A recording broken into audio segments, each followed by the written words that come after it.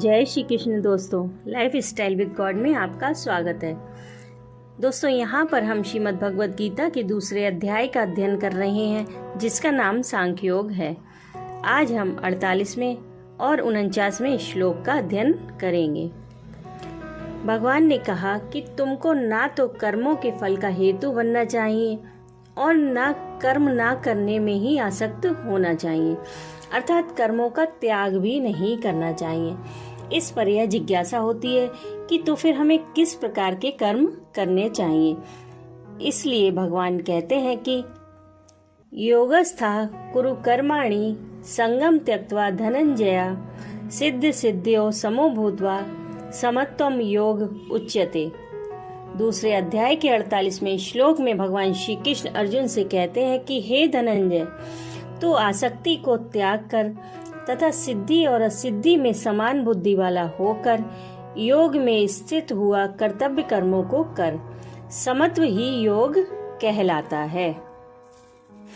भगवान ने यहाँ अर्जुन को आसक्ति का त्याग करने के लिए कर्म योग के आचरण की प्रक्रिया बतलाई है।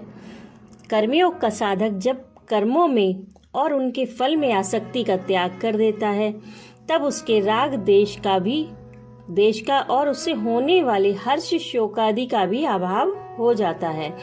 ऐसा होने से ही वह सिद्धि और असिद्धि में सम रह सकता है। इन दोषों के रहते सिद्धि और असिद्धि में सम नहीं रहा जा सकता तथा सिद्धि और असिद्धि में अर्थात किए जाने वाले कर्म के पूर्ण होने और ना होने में तथा उसके अनुकूल और प्रतिकूल परिणाम में सम रहने की चेष्टा रखने से अंत में राग देश का अभाव हो जाता है।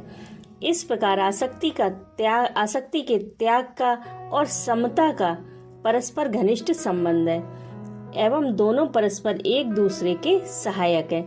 इसलिए भगवान ने यहाँ आसक्ति का त्याग करके और सिद्धि और असिद्धि में सम होकर कर्म करने के लिए कहा है।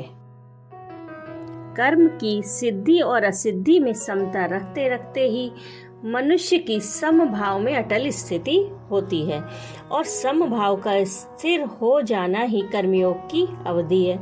अतः यहाँ योग में स्थित होकर कर्म करने के लिए कहकर भगवान ने यह भाव दिखलाया है कि केवल सिद्धि और असिद्धि में ही समत्व रखने से काम नहीं चलेगा। प्रत्येक क्रिया के करते समय भी तुमको किसी भी पदार्थ में, कर्म में या उसके फल में अथवा किसी भी प्राणी में विषम भाव न रखकर नित्य समभाव में स्थित रहना चाहिए।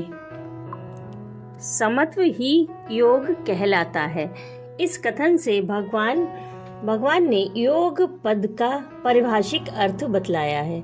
अभिप्राय यह है कि यहाँ योग समता का नाम है और किसी भी साधन के द्वारा समत्व को प्राप्त कर लेना ही योगी बनना है।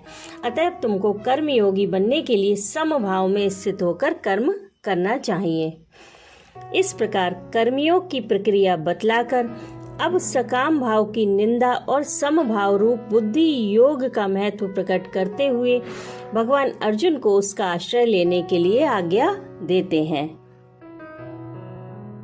दूरेण यह परम कर्म बुद्धि योगा धनंजया बुद्धो शरण मन विच्छ कृपणः फल हेतुवा। दूसरे अध्याय के 49वें श्लोक में भगवान श्री कृष्ण अर्जुन से कहते हैं कि इस समत्व रूप बुद्धि योग से सकाम कर्म अत्यंत ही निम्न श्रेणी का है।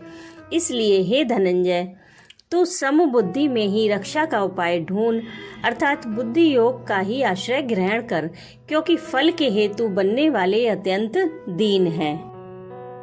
इस श्लोक में भगवान ने फल चाहने वालों को कृपण बतलाया है और अगले श्लोक में बुद्धि युक्त पुरुष की प्रशंसा करके अर्जुन को कर्म योग के लिए आज्ञा दी है और यह कहा है कि बुद्धि युक्त पुरुष कर्म फल का त्याग करके अनामय पद को प्राप्त हो जाता है। सकाम कर्मों को बुद्धि योग की अपेक्षा अत्यंत नीचा बतलाकर भगवान ने यह भाव दिखलाया है कि सकाम कर्मों का फल नाशवान क्षणिक सुख की प्राप्ति है और कर्मयोग का फल परमात्मा की प्राप्ति है। अतः दोनों में दिन और रात की भांति महान अंतर है।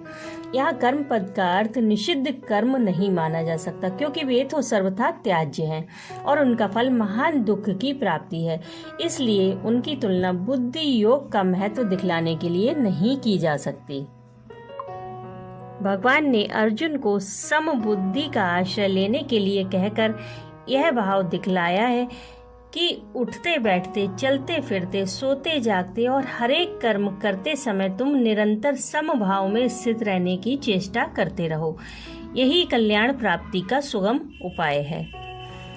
कर्म फल के हेतु बनने वाले अत्यंत दीन हैं। इस कथन से भगवान ने यह भाव दिखलाया है कि जो मनुष्य कर्मों में और उसके फल में ममता, आसक्ति और कामना करके कर्म फल प्राप्ति के कारण बन जाते हैं, वे अत्यंत दीन हैं, अर्थात दया के पात्र हैं। इसलिए तुमको वैसा नहीं बनना चाहिए। राधे राधे।